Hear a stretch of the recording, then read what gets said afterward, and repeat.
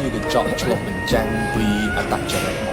តែខ្ញុំក៏ប្រាប់ថាមនុស្សស្អាតសង្ហាជារឿងដោយឡែក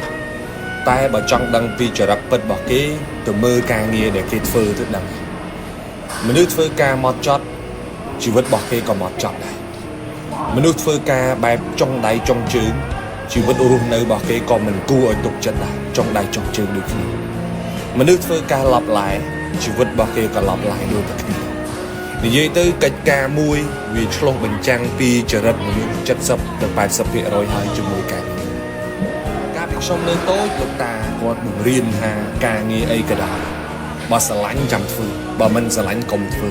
ហើយបើបានជាធ្វើហើយត្រូវតែគោរពឲ្យតម្លៃការងារគាត់ថាការងារវាលើកមុខមនុស្សការងារវាក៏លើកមុខមនុស្សដូចគ្នាកាន់ការងារតូចក៏ដោយធំក៏ដោយ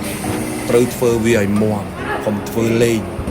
គាត់ប្រាប់ថាមានការងារធ្វើត្រូវគិតរឿង3ដូចមុំចក្រានចឹងហើយកុំភ្លេចខ្លួនឲ្យសោះទី1គាត់ផ្ដាំថាបើធ្វើការមានការងារធ្វើត្រូវធ្វើឲ្យលឿនកុំធ្វើសើចកុំធ្វើមើលធ្វើឲ្យដូចខ្លាចគេដណ្ដើមធ្វើអញ្ចឹងរៀនធ្វើការឲ្យលឿនឱកាសយើងមានច្រើនជាងអ្នកដទៃគេធ្វើបានមួយយើងធ្វើបានពីរហើយបើថ្ងៃណាមួយគេត្រូវដកមនុស្សចោលគេមិនដកយើងធ្វើបានពីរនេះទេគេដកអ្នកធ្វើបាន